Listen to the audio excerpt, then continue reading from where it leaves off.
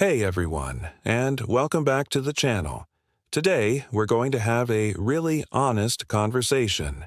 It's about a difficult time in my life, a mistake I made, and how my wife and I navigated the fallout. It's a story about trust, forgiveness, and the hard work it takes to rebuild a relationship. I'm sharing this not for sympathy, but in the hopes that our experience might offer some perspective to anyone facing a similar crisis. So, let's go back a bit. My wife, who is from Thailand, is the most incredible person I know. She's kind, strong, and the heart of our family. We built a beautiful life together, filled with so much laughter and mutual respect. But somewhere along the way, I lost my way. I got caught up in my own world, dealing with work stress and personal insecurities, and I started making poor choices. I wasn't communicating well, and I began to feel distant, not just from her, but from myself. Instead of turning toward my wife and talking about what I was going through, I made a terrible mistake. I sought validation elsewhere and ended up having an affair. It was a betrayal of everything we had built. It wasn't about the other person, it was about my own failings, my own cowardice in not facing my problems head on. And, as secrets always do, it came out. I'll never forget the day she found out. It wasn't a big, dramatic movie scene. It was quiet, and that made it so much worse. The look on her face wasn't just anger. It was a profound, deep hurt. It was like watching the light go out in her eyes. The foundation of our world, the trust we had built over years, crumbled in an instant. I had shattered the heart of the person I loved most. The days and weeks that followed were the hardest of our lives. The silence in our house was deafening. Every conversation was heavy, filled with pain and questions I couldn't easily answer. She asked me why, and all I could offer were my own selfish, complicated reasons that sounded like flimsy excuses in the face of her pain. I saw the full weight of my actions reflected in her tears. There were moments I was sure it was over. How could anyone forgive a betrayal this deep? I wouldn't have blamed her for walking away. In many ways, she had every right to. She told me she needed space, time to think, and I had to respect that. It was torture, living in the same house but feeling miles apart, not knowing if our future together still existed. During that time, I had to do some serious soul-searching.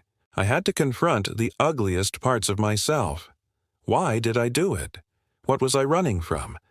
I realized I had been avoiding my own feelings of inadequacy and stress, and instead of leaning on my partner, I chose a destructive escape. It was a painful, humbling process. I knew that saying, "I'm sorry," was nowhere near enough. My actions had to prove my remorse. I started by giving her the space she needed, but also making it clear I was there, ready to talk whenever she was. I took full responsibility. No blaming, no excuses. It was my fault, period. I suggested we seek professional help, a neutral third party who could help us navigate this storm. At first, she was hesitant, but eventually she agreed. Couples counseling was incredibly difficult. It forced us to have conversations we had been avoiding for years, even before the affair. We had to learn how to communicate all over again, how to be truly honest and vulnerable with each other. I had to listen, really listen, to the full extent of her pain without getting defensive. I had to understand the depth of the wound I had inflicted. Slowly, very slowly, things started to shift. It wasn't a straight line. There were good days and terrible days, days filled with hope, and days where old wounds were reopened and the anger and hurt came flooding back. Rebuilding trust isn't like flipping a switch. It's like laying bricks, one by one, day by day, with patience and consistency. I had to be transparent in all aspects of my life. I gave her complete access to my phone, my emails, my schedule.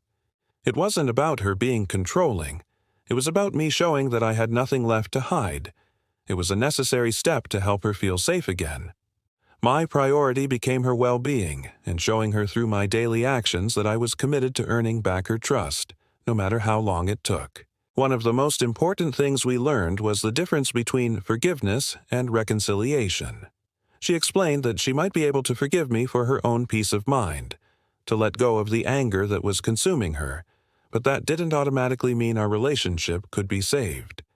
Reconciliation was a separate journey, one we had to choose to embark on together. And we did.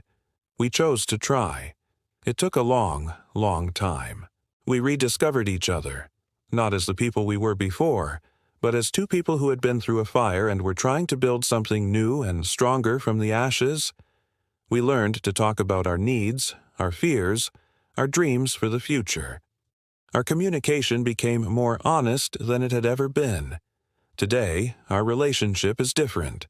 It carries the scars of what happened, but it's also deeper and more resilient.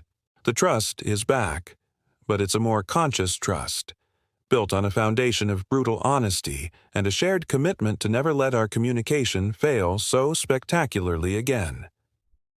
I wake up every single day grateful for her grace and for the second chance she gave me, a chance I know I didn't deserve.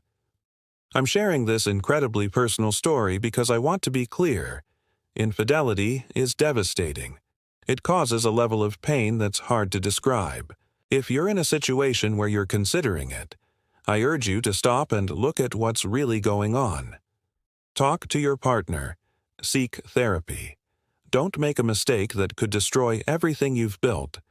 And if you're the one who has been betrayed, please know that your feelings are valid. The anger, the hurt, the confusion, it's all real. Take the time you need to heal. And if you're struggling, please consider talking to a professional. There are resources available to help you navigate this. You don't have to go through it alone. Our journey was our own, and every situation is unique, but the core lesson for us was that with immense work, professional help, and a genuine commitment to change, healing is possible. It's not easy, but it's possible. Thank you so much for listening to this very personal story.